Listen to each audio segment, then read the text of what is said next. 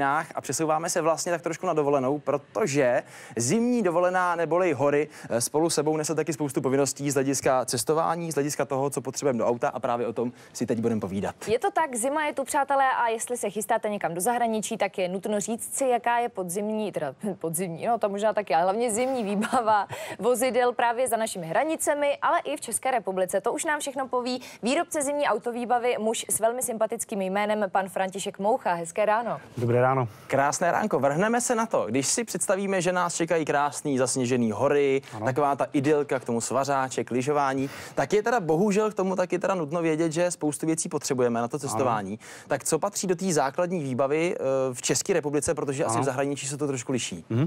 Základní výbava v České republice, výbava automobilů, jsou náhradní žárovky, náhradní pojistky, klíče na kola, na matice kol, náhradní kolo u vozidel, kde náhradní kolo ještě existuje, v novějších vozidlech už se ani rezervy nedělají, výstražní trojúhelník, reflexní vesta a lékárnička. To je taková klasika vlastně celoroční v podstatě. Klasika celoroční, to je v podstatě, když budete mít tuhle výbavu v autě, tak neuděláte špatně ani v zahraničí. V zahraničí jsou pouze drobné odchylky v povinnosti lékárničky, případně používání reflexní vesty.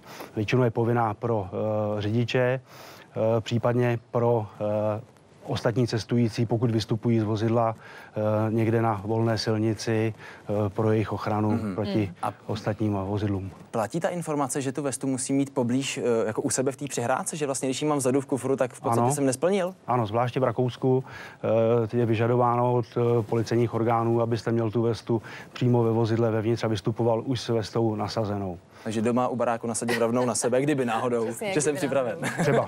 Ono se v autě se to... Já jsem si pořád říkala, proč, jako i v kuchyni a tak. Jsem připraven, než půjdeme na hory, tak aby bylo. Tak. V autě se i špatně oblíká. Jsou tam ještě nějaký rozdíly, třeba když pojedeme lyžovat do Rakouska nebo do jiných zemí, tak říkal jste, že ty rozdíly jsou velmi drobné, přesto je něco, na co si dávat pozor? Je třeba u lékárničky v Rakousku je lékárnička povinná, musí však být z pevného materiálu, pokud možno taková, aby se nepoškodila, neznečistila a neznečistil se obsah té. Pojďme tedy přímo na tu zimní výbavu, kterou potřebujeme v případě, že cestujeme na hory, ať už teda v Čechách, anebo po případě ve zmíněném Rakousku. V zahraničí. Samozřejmě.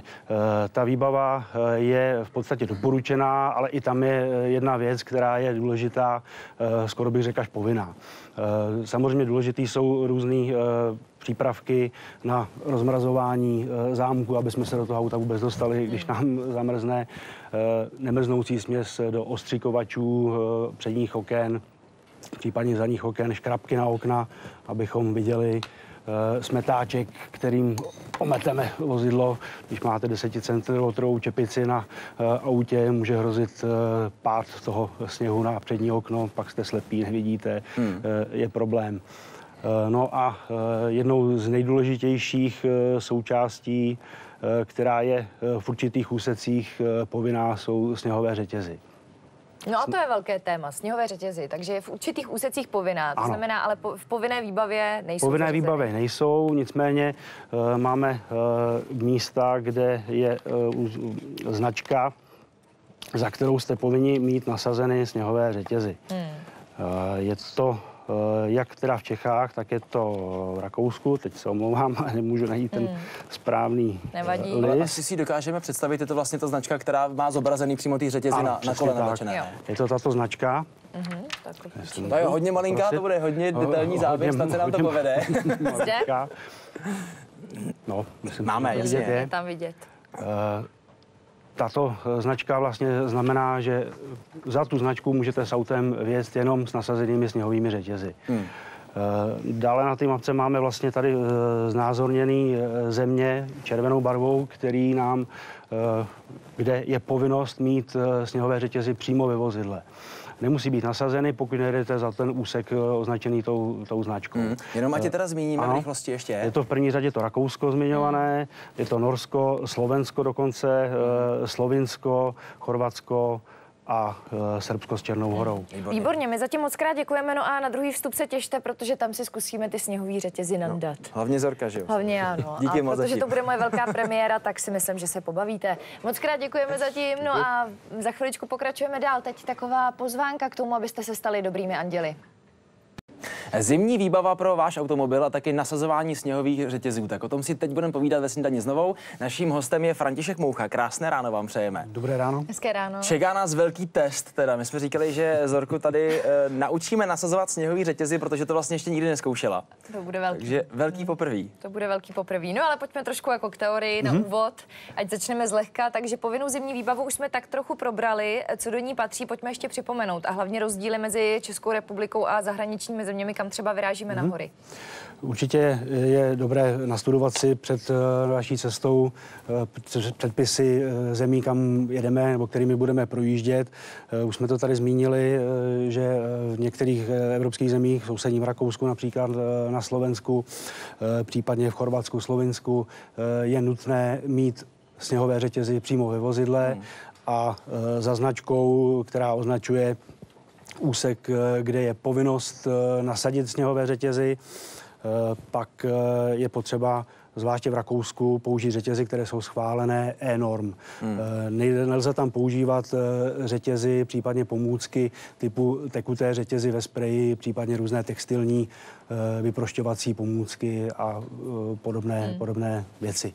Když už jsme to nakousli, tekuté řetězy, takový ten sprej, který se dá koupit, nastříkáme to na pneumatiku a má se to tvářit teda jako řetězy. Funguje to? Je to k něčemu? Je to velice omezená účinnost, možná pár sekund, pár metrů a účinnost těchto řetězů je potom nulová. Nejdůležitější je použít kvalitní, dobrý řetěz. Který máme tady.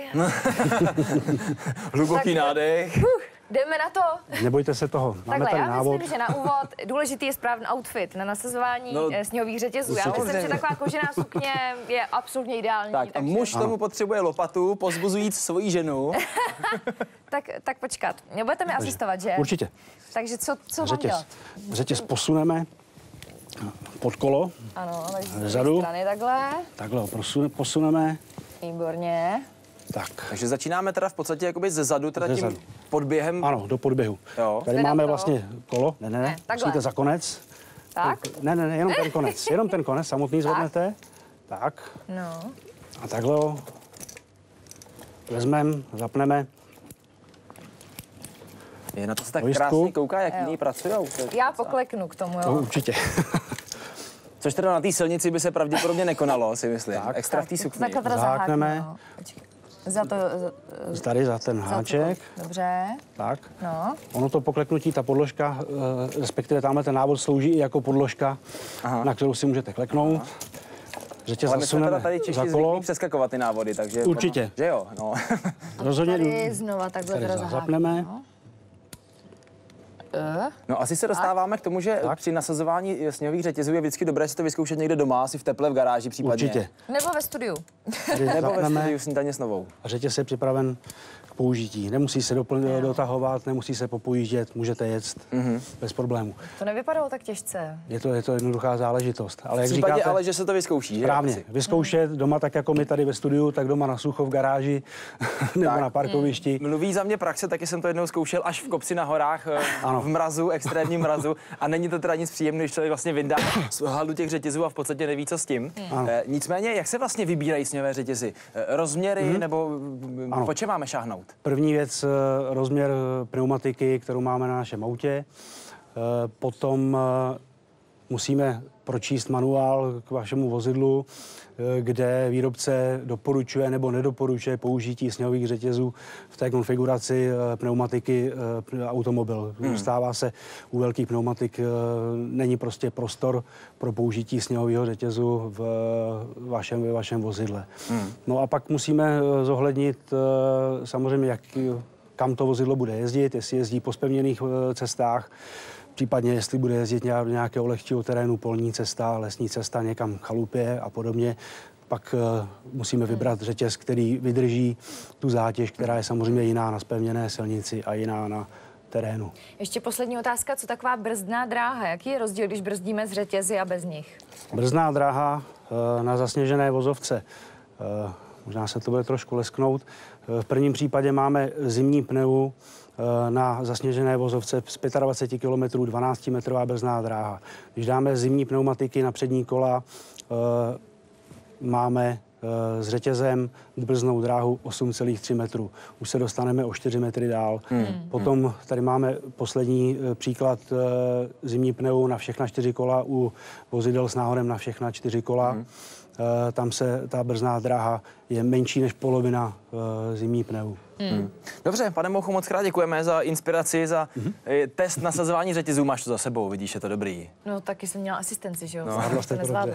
Teď se bude vařit, jak to bylo v té pohádce, nevím, jak se na tu lopatu se dá, takže Zoe, jestli by si to nasedla. V podstatě My tě nemám šoupneme problém. do trouby, protože teď se nás opět chopí ta chuť, protože